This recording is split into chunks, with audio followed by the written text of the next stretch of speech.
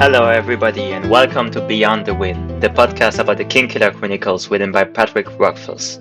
I am Leonard, I am accompanied by my friend Marcy. Together, we discuss a few chapters every week. This week, chapters 12 and 13. Important disclaimer, this podcast contains spoilers. Hi, Marcy, how are you? I'm doing very good. How are you doing? Very well. Do you wanna go ahead and talk to us about the comment of the last episode? Yes. So as usual, we will do a little repeat of the recap of the last episode and which chapter we talked about. So last week we talked about chapter 11. This is a chapter where Quoth gets his first sympathy lesson, and also in the end, he sung a poet about Lady Legless, and his mother got a little bit mad there. And yeah, we got a few comments and one or two things that I wanted to talk about with you as well. Mm-hmm. So the first thing, I don't think that we actually mentioned it. So we of course mentioned the theory that his mother is Lady Legless, the missing sister from the Legless family. And there's one part, I don't think that we talked about it, is she said to quote, like this, I think you could make it up to both Lady Legless and myself if you found some sweet nettle for the pot tonight. Mm-hmm. And I just found that this line was very hinting on she actually being the Lady Legless. So Mm-hmm. yeah, being able to make it up if for both of them if he does this. Yeah, that's a good point. I think it's a good hint towards our point. Yes. And yeah, connecting to that, we of course got this poem, and this poem contains some objects or some things that Lady Legless has, Mm-hmm. and it's connected also to the same poem that we got in the second book, where it's a little bit more explicit. Mm-hmm. And one of the things that Lady Legless has is this ring not for wearing. Mm-hmm. And we got a comment that maybe this ring that's not for wearing may be a ring of gray stones. So I Mm-hmm. think last week we talked about that it might be the ring from Denna. But I like the idea of it being a ring of gray stones because gray stones seem to be a portal to the Fey world. Um, I think it's not proven, but it's very much hinted on it. Mm-hmm. And also, the third book is supposed to be called Doors of Stone. The And third I one, think right? that's the third one. Yes, Mm, exactly. And I think this Doors of Stone would really fit well to this Ring of Grey Stones. yeah. What do you think about it? I think it will be interesting that could mean that the ring has a meaning that's linking the family to the fairy world. Do you think? Is it what you imply? Yeah, so this whole poem seems to be a clue or a riddle on, I don't know, how to use this legless box maybe to either to enter this Doors of Stone or to maybe to open a door. Seems like a big hint. So in this case, if we think that the Greystone, the Ring of Stone, might be, yeah, there might be a portal. Maybe not to the Feywild, but maybe to some different world. Mm-hmm. Yeah, but I like the idea. Mm-hmm. Yeah, I can see it that too. Mhm. Um, Another thing is the road not for traveling. And I think we were not too sure about what this could be. But yeah, we also got this comment that it might be the road to Ferinial. Um, and the road to Ferinial is, as I can recall, in a story of which Quoth tells, it's this road that I think leads to nowhere. I think it's just this, I don't know, this mystical road with no specific route or goal. And this story is also, yeah, that people are traveling on this road, and um, it's just some little mysterious road, and this might be the one that they are talking about. So yeah, maybe you need to walk on this road to Ferinial to get to the Greystone Ring, and I don't know, then you get Well, but into a different world. in this case, that would be a road that's for traveling. I don't see if you know what I Um, mean, but the way I understand, that's not for traveling. That will be a road that's more like for walking around. reaching a goal, right? Yeah, that's Mm, true. Good point, actually. Yeah, I think that makes a lot of sense. Yeah, a road that leads to somewhere. It's less for traveling than to getting there, and a road without a goal. It would be a road for traveling. Makes sense. Okay, one other thing is a sharp word not for swearing. mhm, This might be Caesura. So Caesura, I don't know if you recall it, is the sword that Quoth gets from the Adem, and he calls it Caesura, and he is certain that that's the real name of the sword. I think the Adem call it a little bit different. Um, and Caesura is also like this pause in a poem, I think. Um, and yeah, see it fitting that it's at the same time sharp, also because it's a sword, and also mhm, that this pause is a sharp pause. mhm. Um, Makes sense. Yeah, but I don't know Yeah. if the If sword will be if I'm not important or mistaken, it's just a pause. Hmm. if I'm not mistaken, caesura is also a musical term, also for a pose, and Ah, yeah. there's So also the this would be sharp it. for the notes. So that will also make a new meaning for the caesura that's sharp. Ah, okay. Okay. This makes sense. Maybe that's also a hint. Hmm. Makes sense, yeah. Okay, so these were the comments about this legless poem, and we got one other comment about the relatives of Dana. So we Hmm. speculated that Dana and Quoth might be related, and we got a comment that Dana might actually be the missing legless sister as well. Oh yeah, I saw And I this one think as well. Mm, Yeah, I think it's makes a little bit sense because has also dark hair, and when Quoth is wondering where she knows the face of Meluan Legless from, so he thinks hmm that she looks very familiar. Mentions like he's asking himself, was it someone from the Aeolian, so the musical hmm tavern, and this would be fitting because he met Denner there, hmm and yeah, this would also connect maybe the ring that Dana has to hmm the ring not for wearing. I don't know. It would Yes. be maybe connected to this legless poem as well. So there are definitely a few hints. I like also this theory, but mostly problematic would be the timeline, right? Does it fit time-wise that Dana left there? Because she couldn't left as a little kid, right? She would have Ah, left. that's a good point. She would have left as at least as a teenager, I believe. And she's not that old when we meet her. So that will be a very short timeline, right? That's true. Yeah. So Dana is, I think, in the beginning of the story, she's like 15, and yeah, let's say the earliest that someone would Mm. leave like I don't know, a 10-year-old. Actually, I don't think that a 10-year-old can just leave. um, yeah, so probably not. But it would fit because Dana seems also to be have some knowledge of traveling and being hmm maybe in a troop, and it would fit. But you're hmm right, the timeline does not match very well. But I mean, if anyone left his family with at 10 years old, then I think it's Dana is the person for it. I could see Dana That's true. doing such That's crazy true. things. And also That's true. there could be the possibility that she was taken out as a child from someone else, maybe more or less of her own will. Yeah.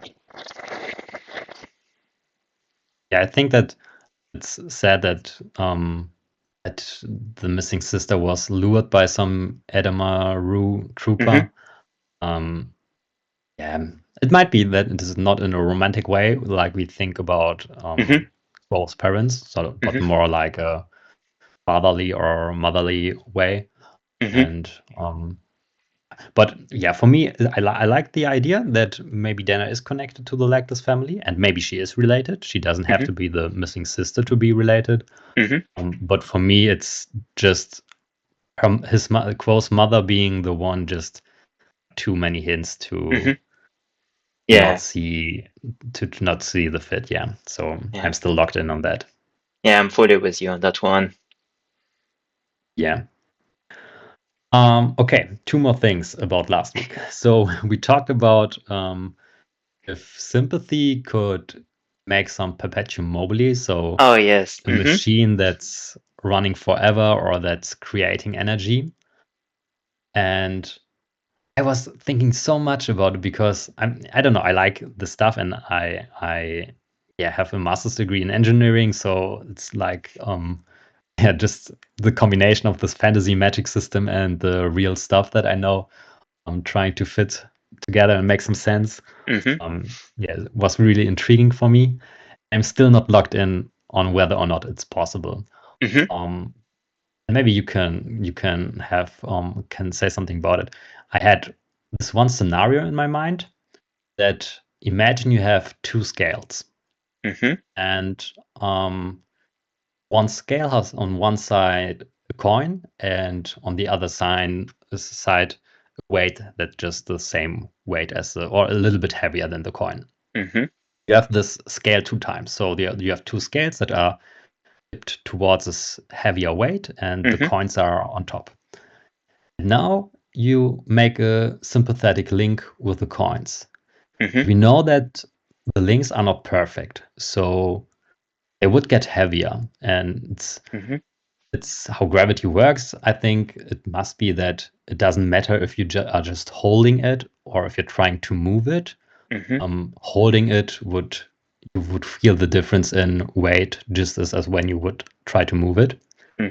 So as soon as you make this link, the coins are getting heavy, and the scales are tipping. Wait, Because I'm not sure that's so it's meant. If there is a link between the two coins, it's when you start to touch one, then one gets the weight of the other. Because as long as you have only the link, then there's no reason one coin gets heavier than the other one. So it's only when you are applying a force to one in particular, right? Yeah, that's another interesting thought. So the question is if this link is directional or not. So imagine I have these two coins and I link them. Does it matter if I link the left one to the right one, or if I link the right one to the left one, or are they just like bidirectional linked? So if they are just feeling the same link, then it would not be that the one coin would feel so. At least in my I don't know. Yeah, I see what you mean. Mechanical thinking. So because they both feel the same weight, and if they are linked, then they should feel the same forces and just interact with the world in the same way. I always assume that the link is always bi-directional, so that anytime you're linking two things with another, there's not like a main object and a secondary object. They're both like linked together.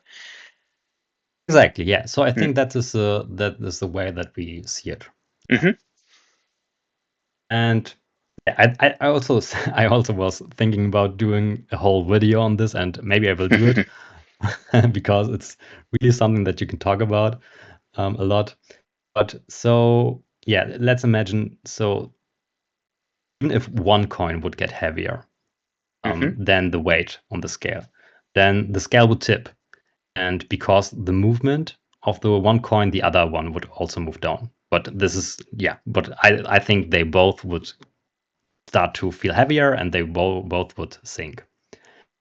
And if you are then breaking the link, the coins get again lighter, and scales would move up again. And if you repeat this just many times, you would have like this machine that's moving the weight up and down like some machine that's producing energy. And I was thinking if that's some kind of perpetuum mobile. Then I got this. I started a Reddit question on this, and there were many answers, and some curious answers that I tried to dismiss, but but there was one very simple answer that I really liked very much and got me thinking a lot. And the person said it would be actually like riding a bike. So if you're riding a bike, then you're also tipping the pedals, and it seems like you're producing energy, but actually you're not. So in this case, I think this would mean that your mind, or you, by doing this link, you would have to put in some energy. Very technical, very very deep, all of this, but just something that I really like to talk about. Yeah. Um, And yeah. one thing that I thought about too is Mhm. I was thinking about this. Do you know this object where there's like a few spheres that are linked Mhm. to the top, and when you take a sphere to the side and it hits the other one, and then it keeps going left, right, left, right. Do you see Yeah. what I object I'm think meaning? it's like a Newtonian pendulum or something. And this Yeah. one is close to be is close to be perpetual, but it's not because of frictions, right? Yeah. So it would eventually would stop to move. Yeah. How do you imagine that even with any kind of sympathy link that you could avoid frictions? Oh, good question. I don't think that you could avoid friction, but I think you would have to put in some mental energy of something to overcome this friction. Oh, okay.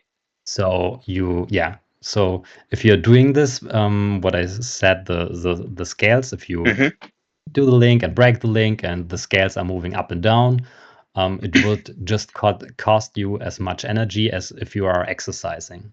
Okay. Um, So it looks like a perpetuum mobile, but actually you're just adding force to it all the time. Yeah, probably. So, but Okay. I think that's why I was thinking about it so much. But if it's so, then it would mean that doing the link would actually need energy. So you are burning calories by doing sympathy. So this would be like a little bit of a proof. And we were talking about our sympathy gym, where you are linking some objects and have the weight you need. And maybe the burning calories would just be doing the links and breaking them. But Yeah. I think I will do one day a video about this and Yeah, show I'm something looking really forward to cool. it. Okay. One thing before we are jumping to chapter 12. We did our quiz last time where we tried to get some answer which character we are, and we both got quote, and we saw that the number one answer or character the people got was Tempe. And there was we did a big mistake. We were thinking that Tempe is the one caring for the children in Caribbean, and we were so happy that so many people were this nice guy and connected to this nice guy who was caring for the children. But that's not Tempe. That's Trappist who does this. Tempe is actually the Adam mercenary, Yeah. which who Quoth meets at first. So I think Tempe is still a nice guy and has very good morals and follows the Lethani and is a good person. Maybe not as good as Travis. Yeah. Actually, now that you say it, I was unsure, as you say, the tempi, because at first I was thinking the mercenary, but then you started Yeah. talking about the other kind of, yeah, that's it. Yeah. and Yeah. Sorry. and Big mistake on my and part. I trust you so much, so I just put all my thoughts to the side and said, oh yeah, Matthew is right, as always. But yeah, that's the Uh, first person I was thinking about, so I'm happy that you say it now. yeah, bigger mistake on my part. I just wanted to clear that on up. Okay. So it has Okay. been very nice to see all the good comments and to hear your Yeah. input. And Yes. now we'll go into the chapter 12.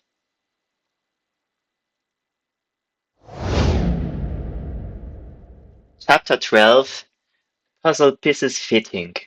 It's referencing to Quo's learning sympathy further, and it had hold folded into place like a puzzle place, like a puzzle piece fitting.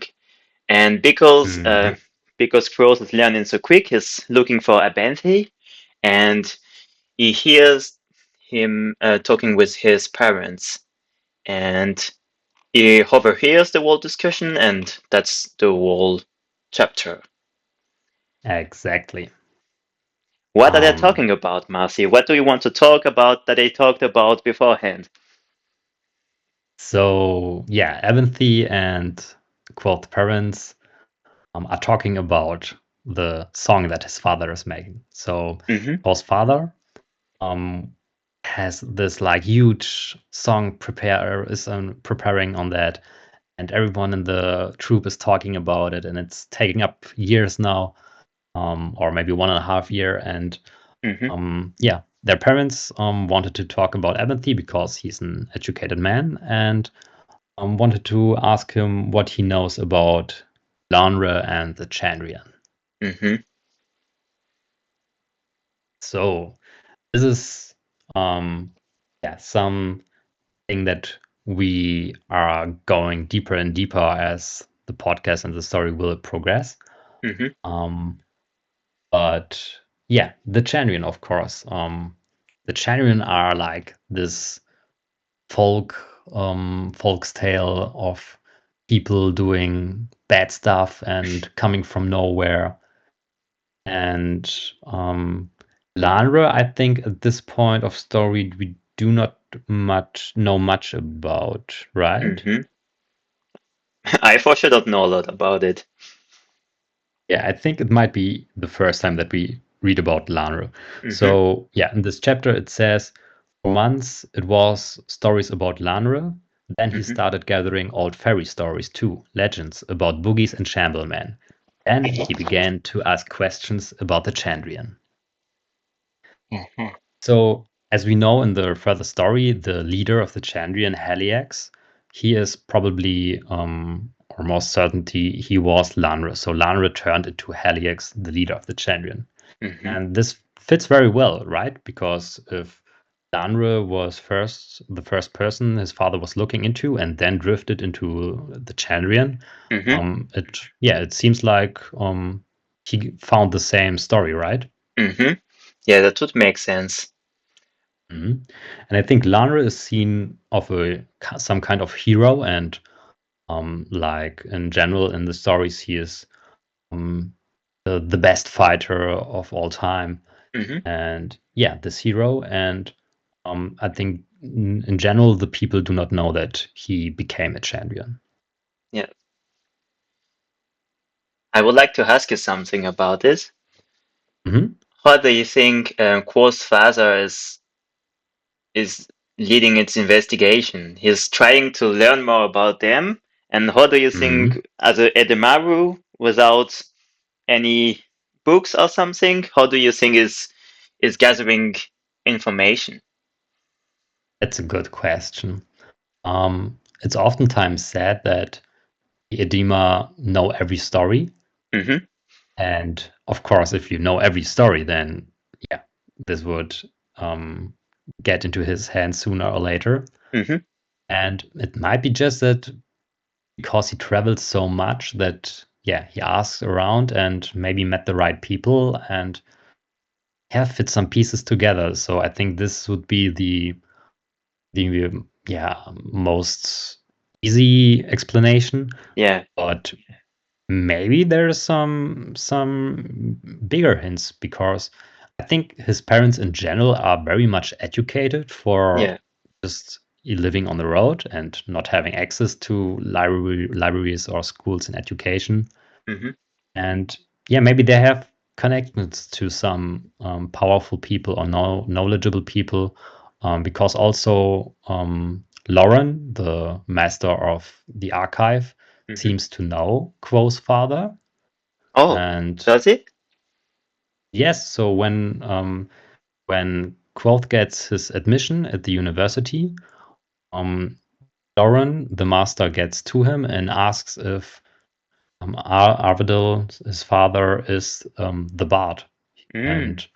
And Quoth is confused because his father was never mentioned as a bard. Mm-hmm. But yeah, he seems to know his father. And Mm-hmm. yeah, maybe he knows him as a bard, and his father has maybe some prehistory in, I don't know, Mm-hmm. some kind of world. But maybe he got to talk to Lauren, the master of the archives, and Mm-hmm. got there the information about Launera being Chandrian. Mm-hmm. And then I was asking Um, myself, hmm? we all know that how it ends up for the parents, of course. Do you think Yeah. them trying to know about the Chandrian is the way they attracted the Chandrian? Do you think there's any some kind of magical system that when you mention them they appear or something like this? Mhm.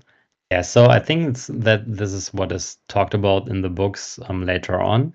Mm-hmm. Um, that yeah, that names do have power, and when you speak of their names, then um, maybe they feel some tickle or something, and if you Mm-hmm. do it repeatedly, it's like a bonfire. I think it was called. Mm-hmm. Um, Also, one good example for this is when Quoth is in Harp and at the Adem. Mm-hmm. Um, there he gets told the Adem version of the Chandrian, and Mm-hmm. yes, what probably are their real names. And Cheyenne, so the leader of the school, told Quoth that he has, I don't know exactly, he has to walk 1,000 miles and I don't know, so like spend some 1,000 days before he talks about this again. Mm-hmm. And this seems likely as well. So because you are not allowed to speak too much about this, otherwise they will come and find you. Mm-hmm. As you say that maybe they feel a tickle when you mention the name. I Uh start thinking that's very funny that you could tickle people just with name and speaking, huh. and then afterward, Maybe they are just tired of being tickled, and that's why they're killing the people. they Stop overreacted a tickle little me. bit. But then I was thinking about the society, and if was at such power, then I think the with capitalism and something like this, there will be like forced advertisement, like they will be saying names, and you would have to Mhm. feel the advertisement in your head and stuff like Yeah, this. I think it's good that it's not real. yeah, definitely, definitely. So okay, the parents of Quoth asked Abinthy to talk about the Chandrian, and there are the first question they have Mhm. is how many are there? Uh-huh. Just And before we go further on this, huh? I have a last Yeah, question about the world yeah, topic. sure. Um, we suppose that Quo's father knows that if you talk about them, you might summon them, or you might get their attention. Do you think he was a bit uncareful, or do you think he was being naive, or what do you think? What he thought when Well, he we started see that. investigating? Yeah, we see that in the beginning of this chapter when they were talking. Hmm. Their parents do not believe in the Chandrian. They think Ah. it's Mm-hmm. just story, and they are some Mm-hmm. fairy folk. Okay. And so they don't believe, but maybe we'll come talk about this after this chapter. Mm-hmm. Um, because Ebenthy seems to be a little bit more careful, and maybe we'll talk about it later. What do you Okay. think? changes for the parents if they they're getting more careful or not. Because, obviously they didn't went careful enough, but maybe we will see. All right. Okay, Sorry. as we mentioned, no, it's all right. The first question they had to Abinthy is how many Chandrian there are. And because they hear stories where there are 6 or 3 or 1 or I don't know. And I think most of the time it's 7, but they are not sure. And this Abinthy seems to know, and because Cheyenne means 7 in it's I think Hamic, the language. And so seems to mean 7, and so there are 7 Chandrian. I think this fits with everything that comes later in the story. Then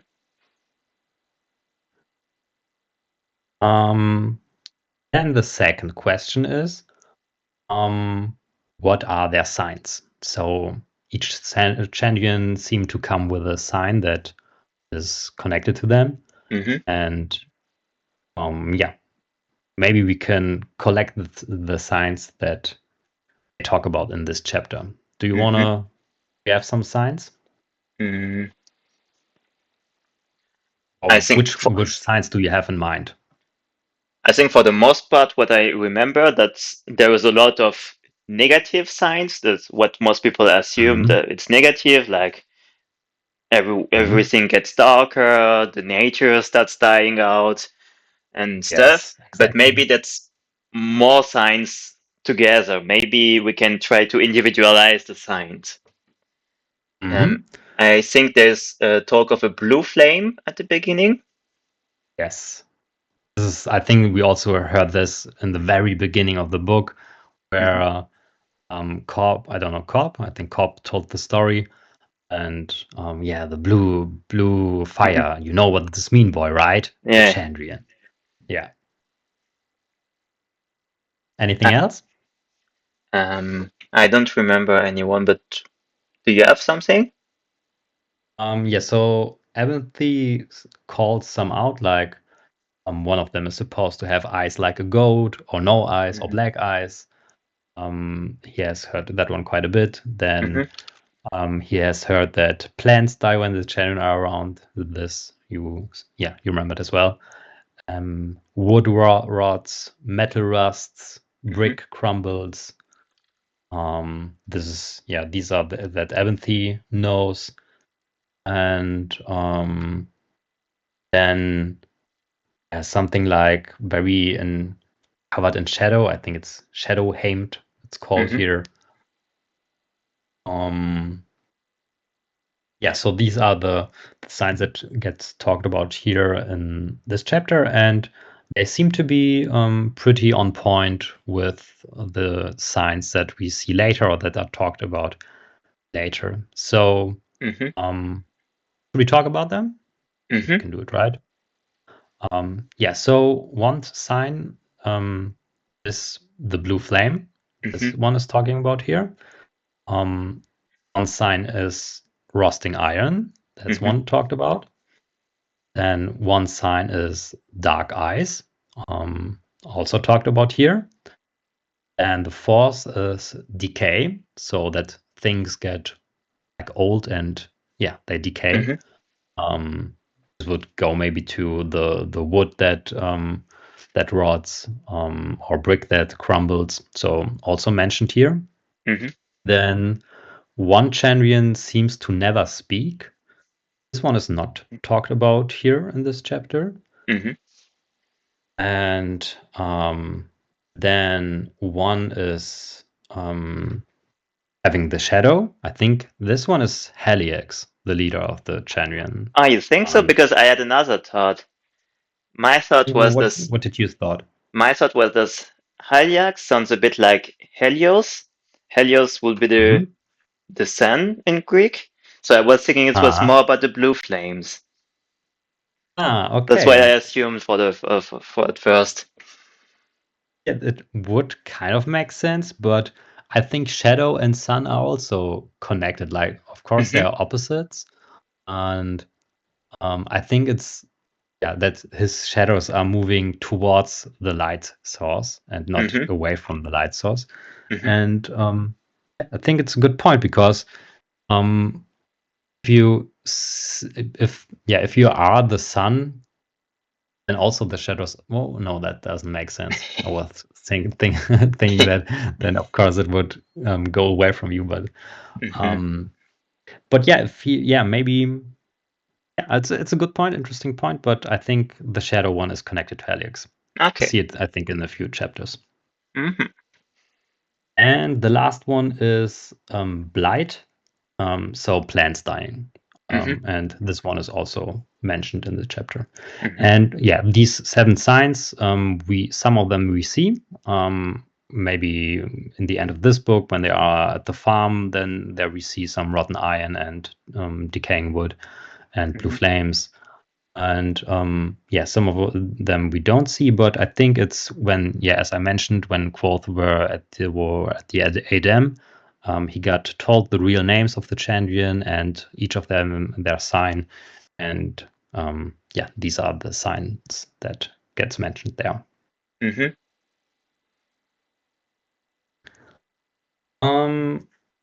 Okay. One thing that I found really curious here is because, as we said, his parents do not believe in the Chandrian really. They think it's some fairy tale. What I found interesting is that they so much want to make sense in all of this. So they really do want to know what is the number of them, what are the signs, and they're thinking so much about them. Are the signs connected to one people or one person only, or is it connected to all of them at the same time? And they are thinking about this really, really much. But they don't actually believe that it's true. So this one I found really interesting. But for me, it makes sense because if you want to tell a story with a lot of confidence and you want to make people believe in it, and I will see that you would want for it to make sense to you too. So I can see it very well that they are very invested in it being not real but still plausible. Yeah, makes sense. Okay. What else do we have? Do you have anything else? There's a bit of banter between Abanthy and Quoth's father about about the wife. I think it's just funny. There's nothing to talk about for me. Yeah, but I know what you mean because it's it's. I think I like this chapter very, very much.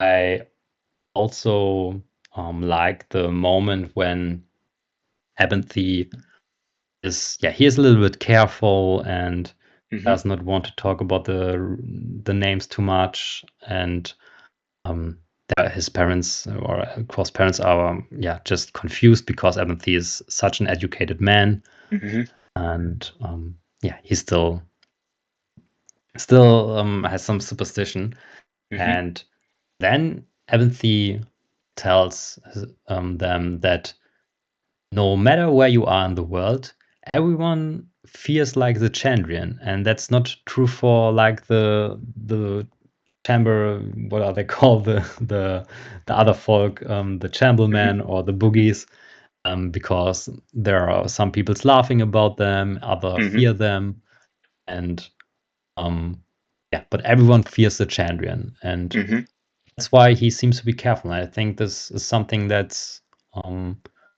really, really, speaks to me. And I like that moment very much. And I think linking up to this, I think it's interesting. There's a part that I would like to talk with you. Is he asks afterwards, how do they feel about demons of in Atyr? And what I think interesting because they are talking about a lot of places. Maybe we can go through them and maybe make a little bit of sense of what places have of what beliefs and where are they and things like this. Maybe we can also figure out where the people come from. Yeah. So at Yeah. first, Hmm? they are talking about Aether, Hmm. and that's Aether is the middle of the Aetheran Empire. Hmm. That's very central in Temerant. Hmm. So that's at least a place where we are not, most probably. Hmm. Yeah. True. And then they are talking about Vintas. Vintas is Hmm. more southeast. Ventus is on the very Hmm. east. Hmm. Yeah. And Southeast. Exactly. Yeah.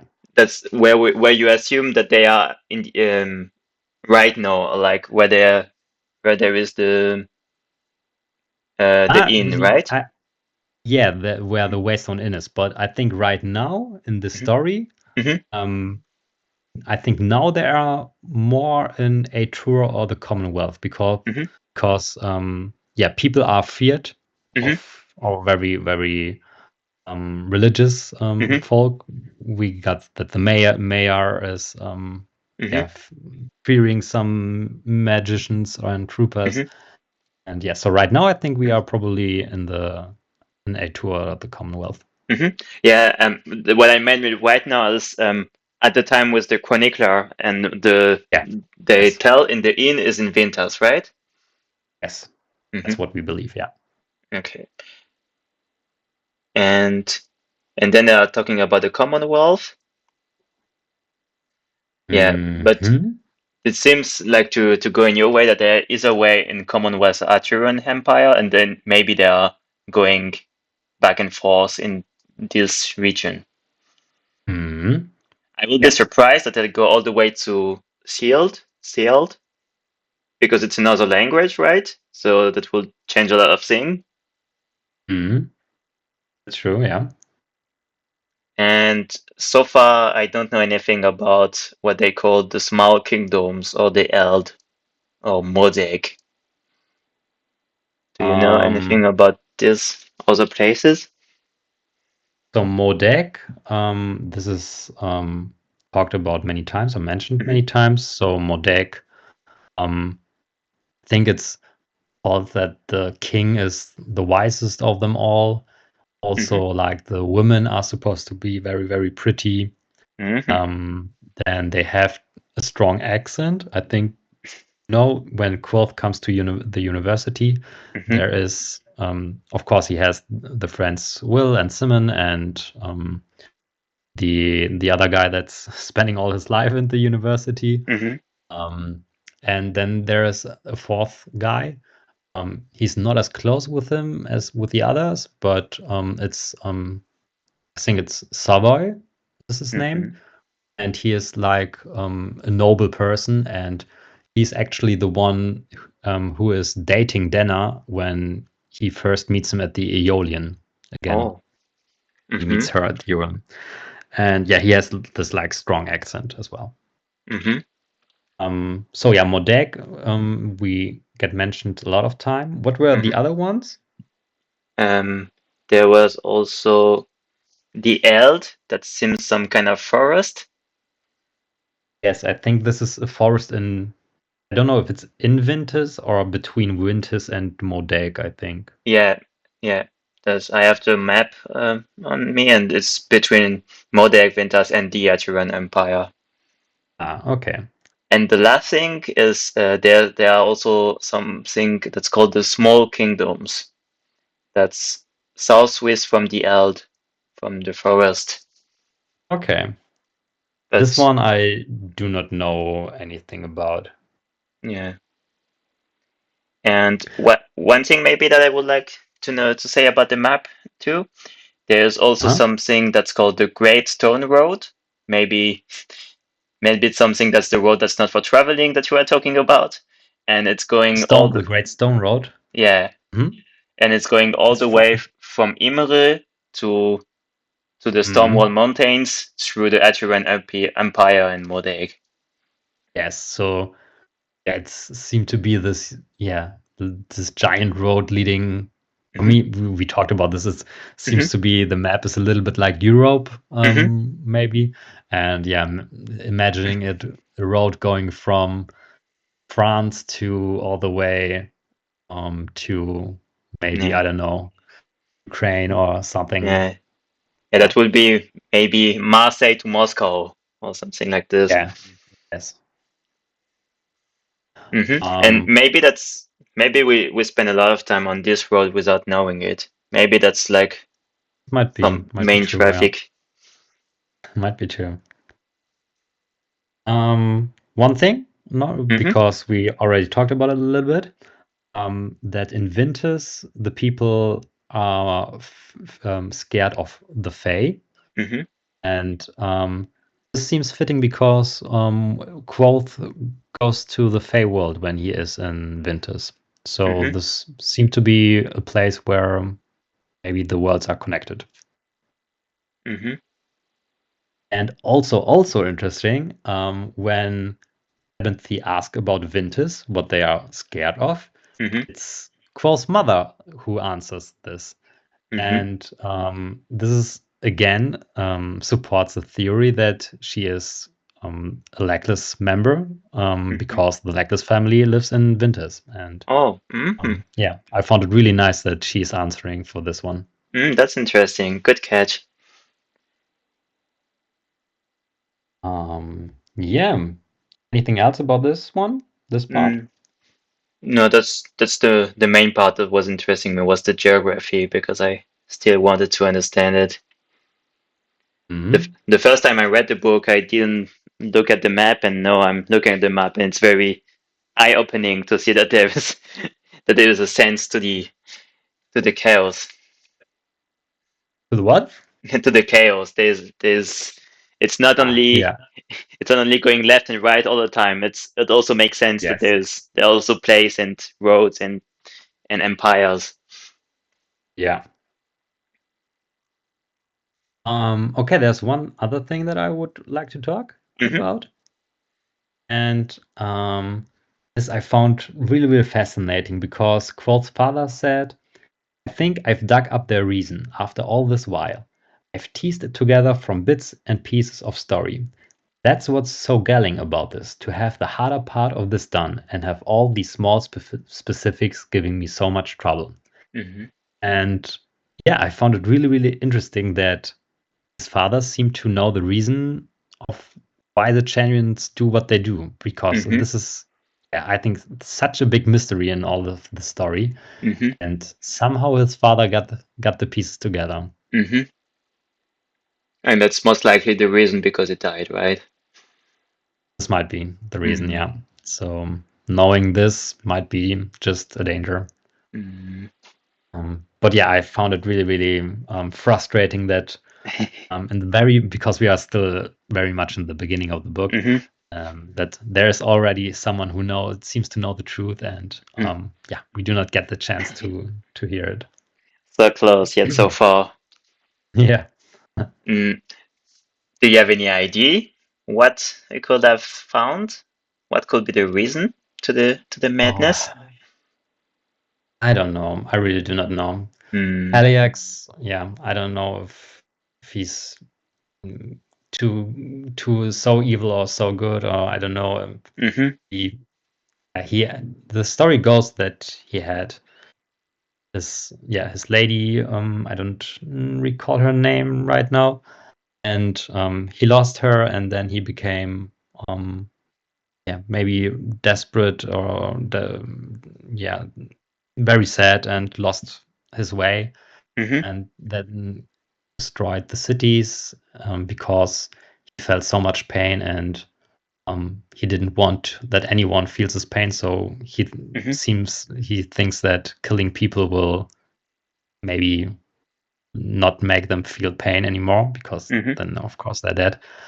And yeah, then he got cursed and cannot sleep. Like, I think he's over 5,000 years old and never slept a single second. And yeah, I don't know if his goal is to create something, maybe to bring back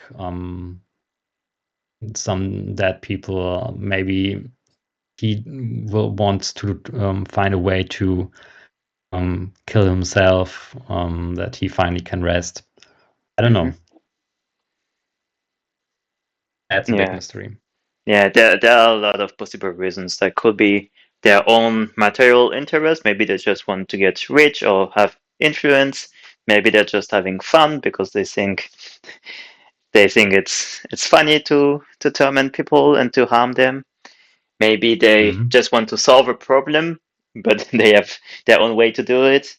But I'm just as you are. I don't have some preferred theory at the time. I'm just Yeah. clueless. Yeah. Okay. That's one other little part in this chapter that I would like to mention real quick. Hmm. It's when they his father, Quo's father, asks any other signs that spring to mind, and then Hmm. Evanthi answers, so they are supposed to be cold to the touch, though how anyone could know that is beyond me. I've heard that fires don't burn around them, Hmm. though that directly contradicts the blue flame. It could, and then he gets interrupted, or what Quoth can listen gets interrupted, and it says here, the wind picked up, stirring the trees. The rustling leaves drowned out what Ben said. I took advantage of the noise to creep a few steps closer. And for me, it's like this meta thinking.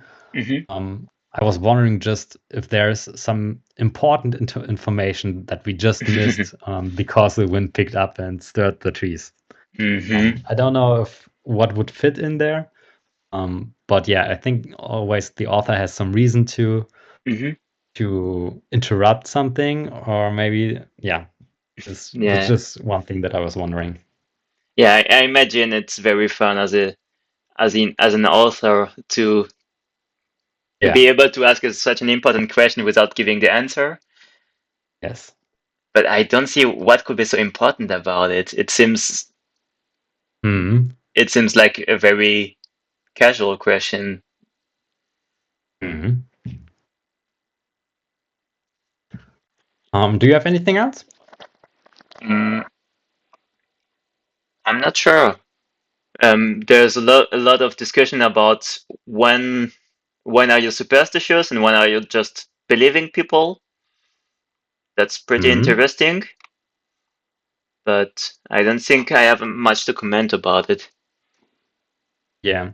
So there's this one part that I could relate really well. Hmm. Abinthy, because he wants to defend like his honor, and he gives this example that if they were in town and one man would say that in the wood is like, I don't know what he tells, they're a chamberlain or something.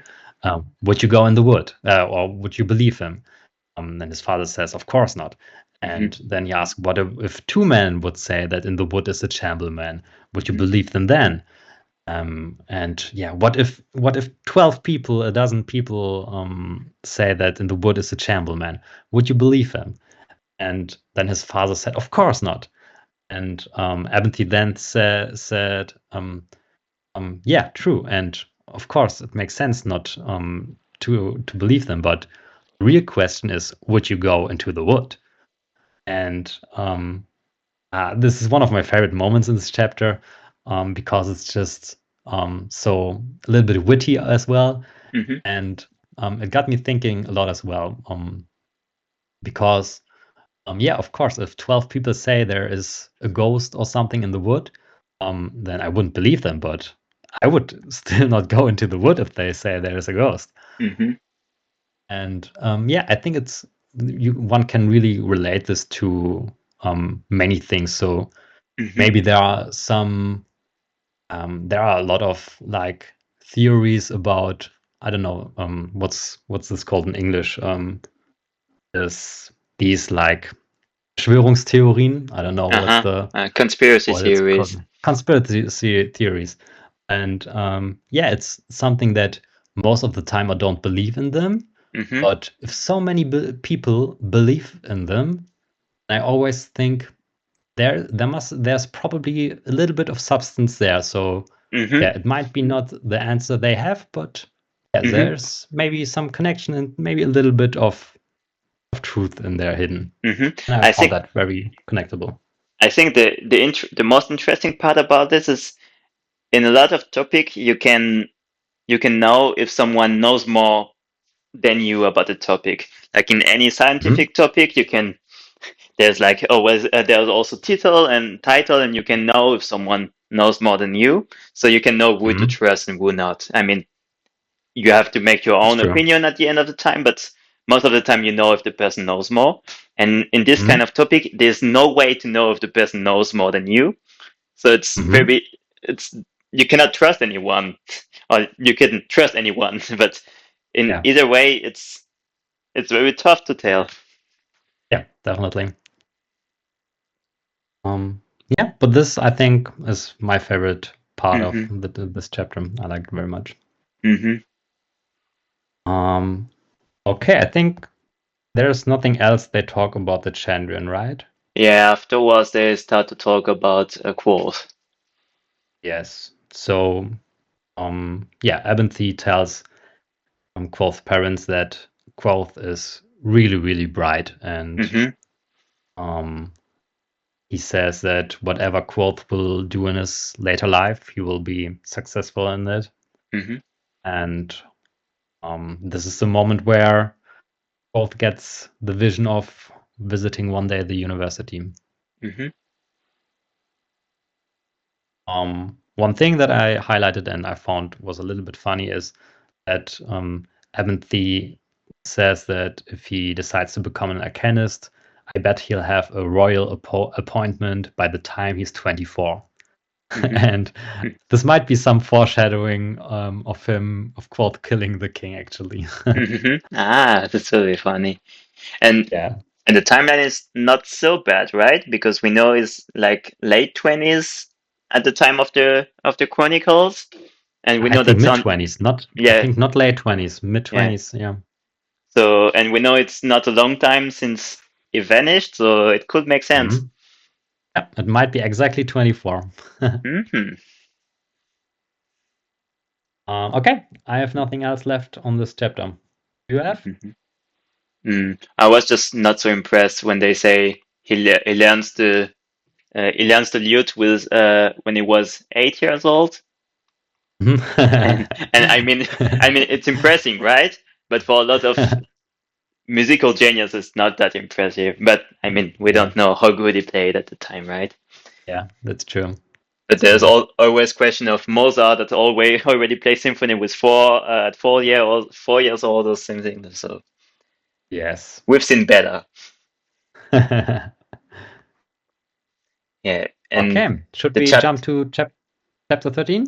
Yeah, when the chapter is ending, Quoll says that he snuck away with sort of the university dancing in his head. Yeah, a pretty thought. Okay, next chapter. Chapter 13. Chapter 13. Interlude flesh with blood beneath. What is it about? Yeah, this chapter is there's revealed that Bast is eavesdropping on Quoth telling his story. And also Bast and Chronicler try to attack each other, but Quoth intervenes. And yeah, that's it. For this interlude, we have I think it's the first interlude we get, so where the story is interrupted, and we are now in the present time again. We will see some more interludes, and yeah, this is the one where Bast and Chronicler meet. Do you have anything you want to talk about there? The first thing that I would like to mention, it's not at the beginning of the chapter, but maybe we can still jump to it. It's the first time we heard Bast being mentioned with the full name and with his title. So it says, Chronicler, I would like you to meet Bastas, son of Remen, Prince of Twilight, and the Telwith Mel. So that's a lot of information. Can you do anything out of it, or is it like Chinese to you? there's nothing that I can say for sure there. Mm-hmm. And yeah, maybe we'll do some research about this or get some comments about this, and we can talk about this real quick next time. I Mm-hmm. think Prince of Twilight I found very interesting because when Quoth was by Felurian, Mm-hmm. it was like always Twilight, I think. Uh-huh. And yeah, maybe a hint at best might be still the son of Quoth and Felurian. I don't know. Mm-hmm. And I'm a simple yeah, this man. is When I hear Twilight, I cannot think about anything else than the werewolves and what Cullen. vampires.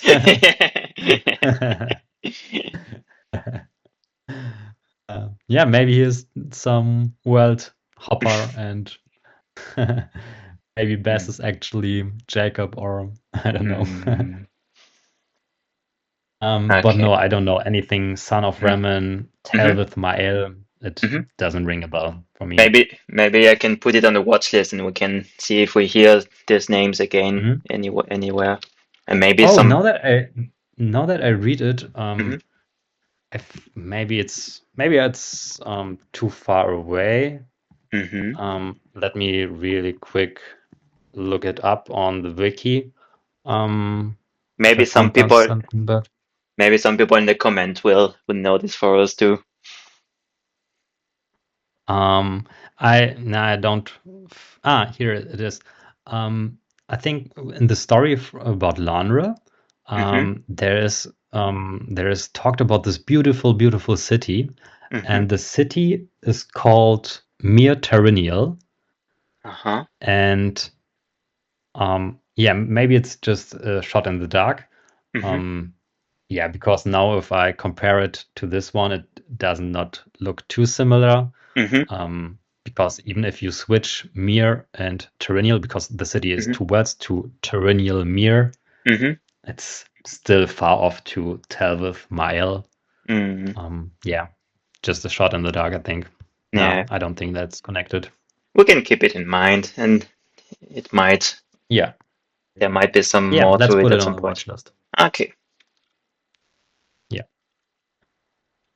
Yeah, one other thing that I found interesting is that Best seem to be 150 years old. I think we already talked about this, Mm-hmm. but yeah, still interesting. Mm-hmm. And his war name is Bast. Also, yeah, that's true. That's a, that's just Um, funny to me. it's curious, right, that he shortens this to Bast, but I Mm. think it's just a nickname then. Mm-hmm. Um, we also get the information that he is now nearly 2 years in the tutelage of Quel'th. Mm-hmm. So this is something that we might put on our timeline.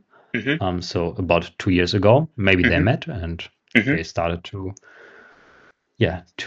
live together. Mm-hmm. And yeah, Bast is a glamorer, a bartender, and not last, my friend. Mm-hmm. And glamour is some magic, which can make things seem to, yeah, it's just some play of light, and they can maybe mix how they look like, and yeah, this is some kind of magic. Mm-hmm. And I really like that Quoth calls him his friend. Mm-hmm. And maybe this debunks the theory that he is his son Yeah, could be. or his lover. Mm. Um, yeah, but I like it. I really do like friendships, and Mm-hmm. yeah, I found it very pretty that Quoth tells and not last, my friend. Mm-hmm. Do you think it's time to talk about the action? There's some kind of fight between the Chronicler and Bast, right? Maybe just a few things further in the beginning. Mm-hmm. I really found it interesting that because Bast yeah, is eavesdropping on them, and then Quoth says, yeah, do you know what they do at the university when they are eavesdropping? And then Quoth said, I haven't the slightest idea. I was never caught. I think making you sit and listen to the rest of my story should be punishment enough. And it's also a little not foreshadowing, but a little something that we see later, that when he gets his admission or takes his admission, before that he is eavesdropping on the previous students to get the answers. And it's just something that if you keep this one in mind, then you will recall it later. And I think it's funny enough that Quoth recognized that Bart is lying because he's telling that he reads the book that he's trying to read since a long time, but gets distracted every time. Definitely. That's good knowing. Okay, now I would be ready for the action. Mm-hmm. Do you want to go for it?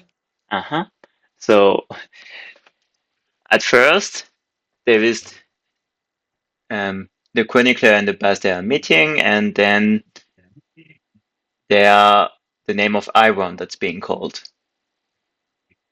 That's the first thing we understand, right? Yes. So somehow Chronicler starts the attack, right? Do you think that's it? By calling this name of Iron. I think so. Okay. How did you understood it? No, I was not very sure, but I assume Bast was more aggressive as the chronicler. I assume the chronicler was very pacific, but maybe I missed something. Well, we talked about this glamour where people can make them look like a little bit different. And we get this description that Bast actually has no feet, but hooves. So and that he just looks a little bit different when you look from a different angle at him. And I think Chronicler sees this and then gets afraid, and then he calls the name of Iron to somehow bind him. And then Bast wants to basically kill him. Because it's much pain to Bast. What's interesting is we have been talking about how naming works, and here we have an example where we just say Iron. So knowing the name, the words that's used for Iron is not knowing the name of Iron, it seems.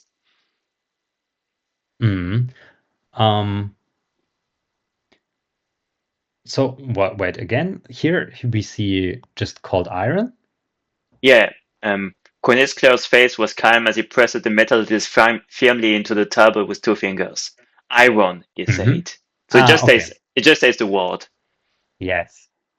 Yeah. I found this really interesting because when we know later that normally these real names are not like this is usually it's a different language. And we know that there is some incident where Quoth actually understands, I think, the master calling fire, and he understands it as well as the real word.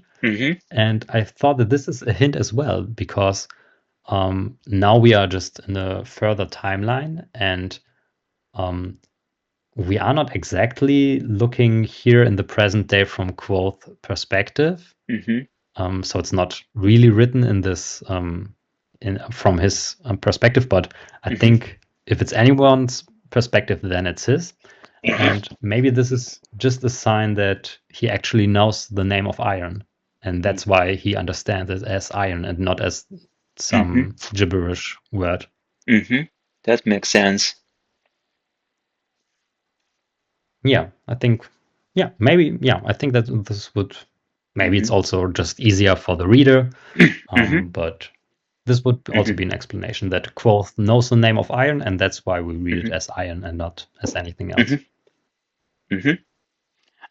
Afterwards, Bast is going for the kill, and we see that Quoth can hold Bast back, and it seems like pretty easily, right?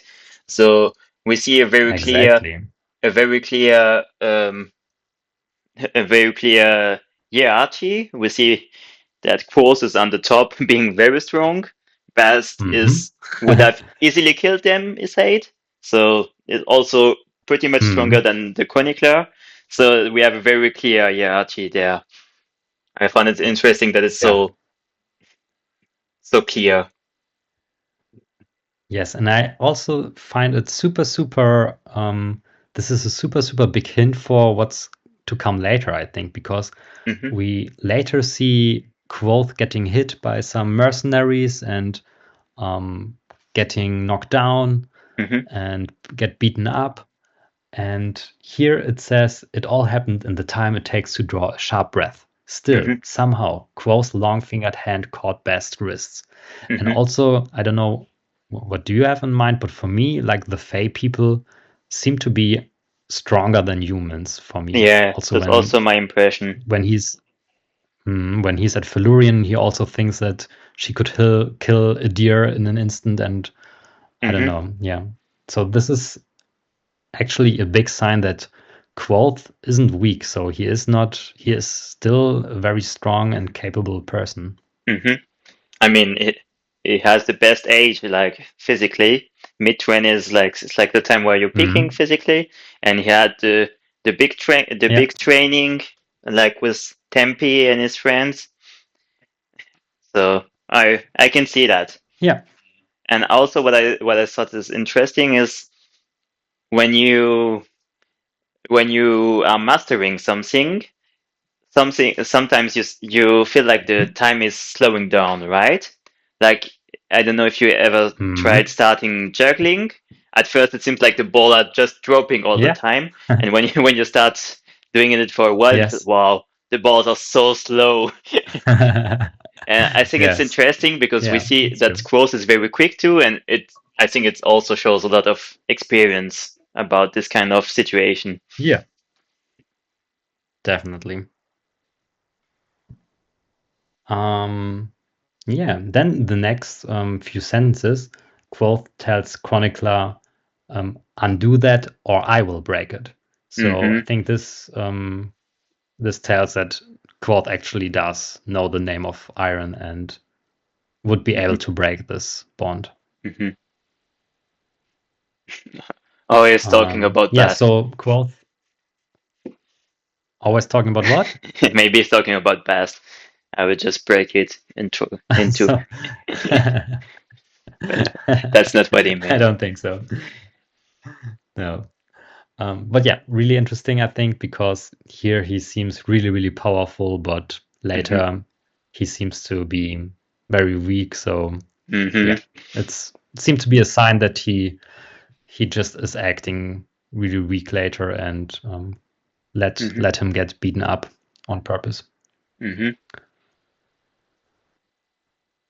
Okay. One other thing that I highlighted is that Bast has I already said it that he has hooves and so no feet but hooves. And this is yeah somewhat like I don't know. Do you know satyr? The I think it's in Greek mythology. This half man, half goat. So a man Hmm. with goat legs. I don't know right now. No. So yeah, it's a some some creature, Hmm. which is very common, and there's a theory that because at the Aeolian there is this spring, Hmm. and there's a statue of a satyr, Hmm. and we already read that there was an incident where this spring got broken and the stones Hmm. um, got broken, and some people think that this might have been like a prison for Bast, and that Hmm. this is an incident where Bast got freed because yeah he has also this hooves, and yeah Hmm. there is a little bit of connection there. Hmm. And then Um, afterwards, Quoth is trying to make them being friendly to another. But I again, did please. And then Quoth is trying to make Bast and Chronicler being friendly to another and introducing Yes. them to another. Why do you think the Chronicler Yes. is so antagonistic to Bast? Actually, I didn't get it the first time you said it. Yeah, I don't know. I do not know this either because he immediately attacks Mm-hmm. him. Quoth assumes that it's the first time that Chronicler meets a Fae, Okay. and yeah, maybe there are just a lot of folks that fear them, and maybe Mm-hmm. Chronicler is from Ventus as well, and Mm-hmm. just heard a lot of Mm-hmm. stories, and yeah, I don't know why he immediately attacked. Probably Yeah. just fear. Yeah. I think it was already mentioned that he believes in Telu, so it would make sense. Yeah. Well, but wait, when he believes in Telu, then it's probably not Vintus, right? Didn't we had the religious one more to a tour? I think the Ventus people are very religious. I can check it real quick if you want. I think Vintus is really superstitious and they fear magic and How about of but Inventas? Fair really number of religious them are people. Tellins.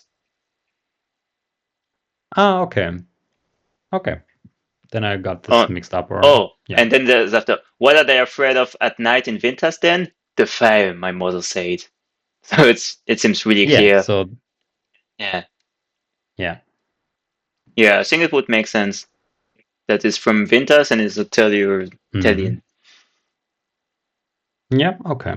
And also would make sense that because right now they are in winter, so Oh yeah. yeah, Also. would make sense that he Hmm. gets there. One other thing is that I found interesting that Quoth, yeah, he not only mentioned the title of Bast, but also some information about the chronicler. Hmm. Um, yeah, he is called Devon Lodges, also known as a chronicler, by all accounts, a great teller, rememberer, and recorder of stories. In Hmm. addition, unless I have suddenly lost all my wit, an Hmm. accomplished member of the Arcanum, at least Rilla, and one of perhaps 2 score people in the world who knows the name of iron. Hmm. So there are some information that I found interesting. First, Devon Lodges. I don't know if Lodges is close to Lockless or not. What do you Not so think? far away, at least. Yeah, I can see that. Or to Legless? Yeah. Hmm. Um, But yeah, so maybe I it's can see it being Patrick Wells was having fun making the name similar at this point. yeah, I don't know. Yeah, but yeah, if it's connected, then it's really far off. Hmm. Um, then what I found very interesting is that he is a member of the Arcanum and at least a Relar, Hmm. because also I don't know if we already read it or if it's coming. Hmm. Um, Quoth, I think it's later. Um, that Chronicler says that when he got to the university, he already got or their stories about Quoth got told. So Hmm. he must have gotten there um, after Quoth left the university. And I Hmm. just found it in the timeline interesting because in my head, Hmm. Chronicler is older and yeah, it seems just interesting that he apparently went to the university after Quoth because Hmm. there's not too much time for this, I think. Hmm. Um, yeah, and then the last information um, that he is one of perhaps 2 score people in the world who knows the name of iron. Hmm. And I had to look up what score in this context mean. And score is a unit for 20. Oh, So okay. two score is 40, and so this is the estimation from Quoth we got Hmm. that around 40 people in the whole world know the name of iron. Hmm.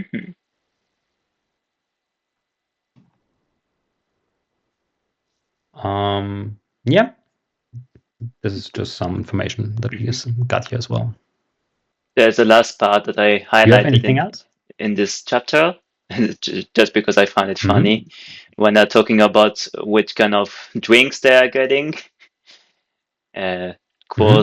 Quoth mentioned that they don't want they don't want. I see.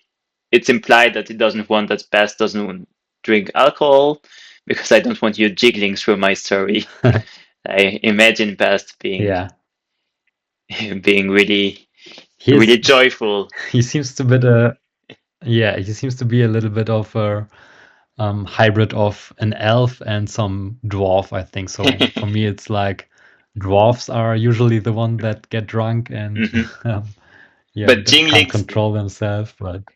the fact that it says But jiggling what? since the fact that it says jiggling seems sounds also like more like elf to me, like because I would imagine like jiggling is like a little laugh, like hee hee hee, and the dwarf is more like ho ho Uh-huh. ho. So, Yeah. so for me, it speaks more like Yeah, for the true. elf part of it. That's true. That's true. Um, okay, then the last thing that I highlighted is that Chronicler mentions he's so young, he can't be more than 25. Hmm. So there we get an estimation of how old Quoth is. And usually in the story, when people are estimating Quoth age, Hmm. they are estimating many years more than he actually is. So Hmm. there are many examples, and we will get to them. People are thinking, oh, he can't be older than 21 when he's actually 16. And Hmm. yeah, so yeah, we do not know how old exactly Quoth is. Hmm. If Chronicler says not older than 25, it Hmm. might be that Quoth is actually 20 or 21. Oh, well, I didn't consider that, but it could be true. Yeah. We will get to that. There are many incidents where the estimation is Hmm. not right because Quoth just looks older than he is, I think. Hmm. And then there's another thing. Then he saw Quoth's eyes. They had Hmm. deepened to a green, so dark they were nearly black. Um, this is who I came to see, Chronicler thought to himself. This is the man who counseled kings and walked old roads with nothing but his wit to guide him. This is the man whose name has become both praise and curse at the university. And yeah, we also get here some information that he counseled kings. This Hmm. might just be the mayor. Hmm. Um, he walked old roads with nothing but his wit to guide him. Yeah, could be. I think many Yeah. related to many things related to this. Hmm. And his name got both praise and curse at the university. And yeah, we know that in the end, Quoth gets Spelled. what's it like expelled, right? And yeah, I'm wondering. I have still this theory in my mind that he is that somehow the books will burn in the archive and the archive burns down. Hmm. um, and this might be one thing, but I think this is my theory, and nobody else believes this. Hmm. Yeah. All right. So we go to Who's Hated. Okay.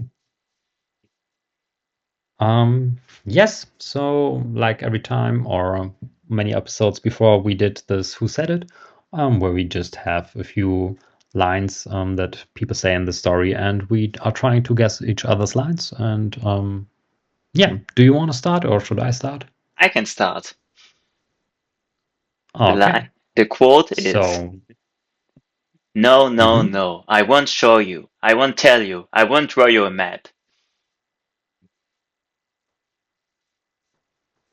Oh, no, no, no. I won't show you. I won't tell you. I won't draw you a map. Yep.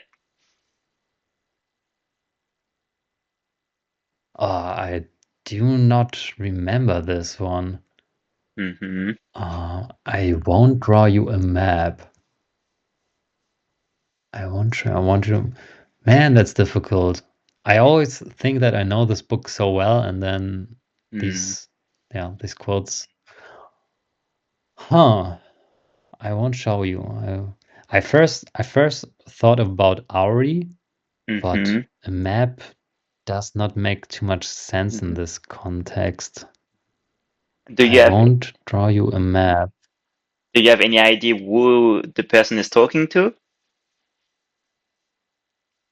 I'm pretty sure it would be to quote. Exactly.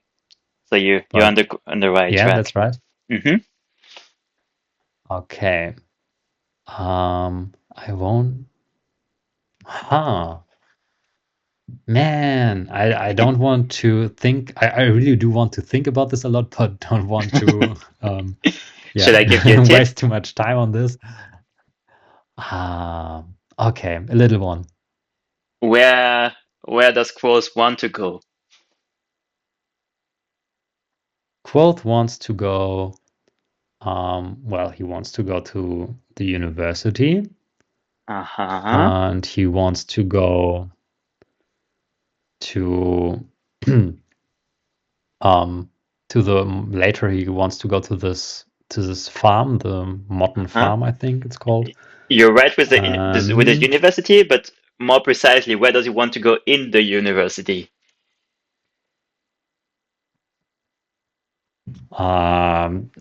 the archive and Yeah, exactly. That's the about the admission. archives. So is it now? Huh? But then then it must be no. I don't. Huh? I do not know. I do not know. I won't draw you a map. Is it? What's his name? Is it a quote by a man Yeah, or by a woman? By a that's a man. man. Um, then it's what's I forgot his name. It's started. Does it start with an M?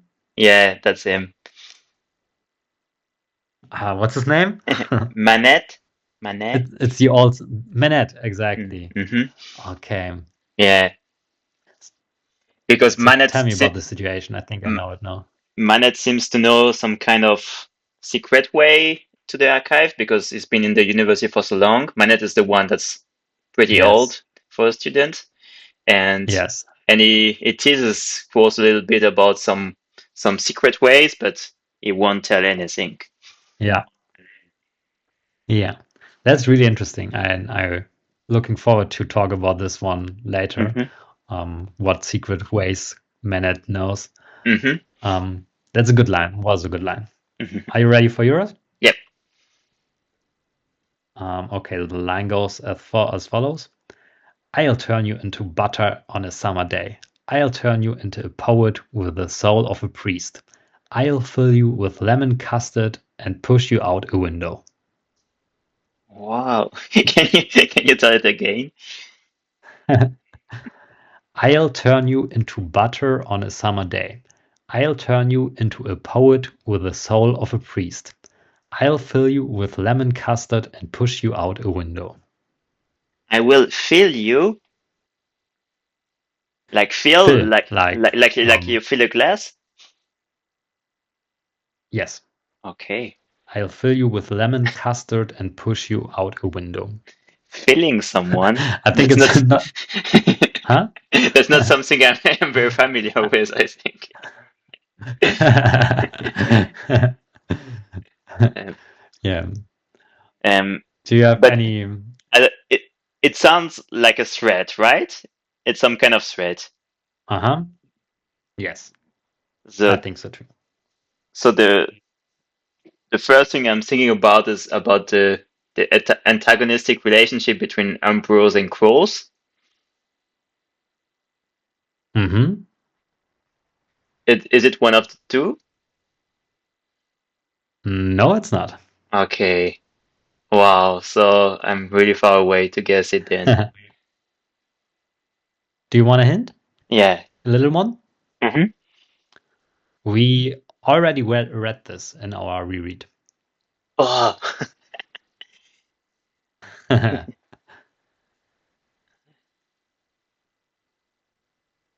I know it's not making it too much easier, but Uh, maybe I think it it makes me narrows it feel down to a worse, few actually. people. It makes me feel worse, Oh no, definitely. that was not my intention. It seems like I could know, actually, but some kind of threats that we had. um, yeah, it's it's not something directly a threat. Uh-huh. And another hint is that it's a quote from a play. Oh, from a play. Yes, I think the play is called Deonica. I think we Uh-huh. talked about this a little bit. Ah, yeah, no, I remember. Um, I think that's the thing that uh-huh. Evansi is telling to the mayor of the place to scare him away. Yes, Ah, that's a yes, good one. exactly. Mm. Yeah. Okay. Do you have any idea Then, what does he want to fill him with? well, he said, "I'll fill you with lemon custard and push you out a Ah, window." So okay. lemon I missed custard, that. Hmm. yeah, Okay. yeah. But yeah, it's very, very far off reality, I think. Hmm. So, your second one. The quote goes as follows. Hmm. Come now, you've never held 10 talents in your life. I think it's Ambrose when he needs to pay for Quo's loot that he breaks. Hmm. Is that right? Exactly, exactly. That's part of the trial. Yes, cool.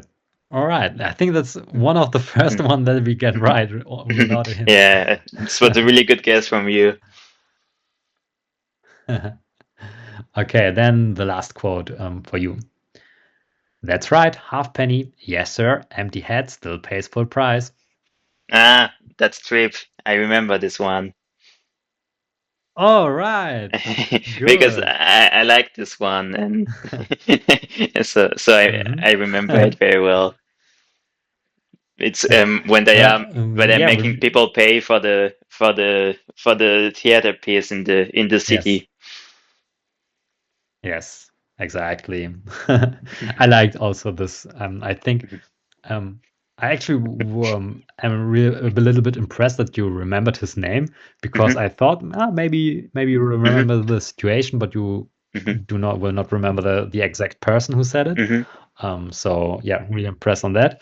And yeah, I like this one a lot as well. And mhm, I don't know you. I know that you did not read the Stormlight Archive, mhm, but there's a person as well that is making some funny comments and some mhm, yes, where his name is Wit, and yeah, he's a mhm, little bit witty mhm, and makes like this on a there's somewhat of a party or something, and every person that enters, he makes mhm, some comments that are a little bit like offending, but mhm, too smart mhm, packaged for them to realize it. mhm, And yeah, he he remembered me mhm. to this person. My favorite part is that we both had a quote with money, and both time when it was about money, we both know directly who was talking. So it shows also what we are looking for. It's true. Yeah, this is something that the book just does well. Mm-hmm. When money is described, then yeah, you know how much and really pay attention. Mm. Okay, I think this is it, right? Yeah, it was a really nice episode. I enjoyed it a lot. I hope you too. Yes.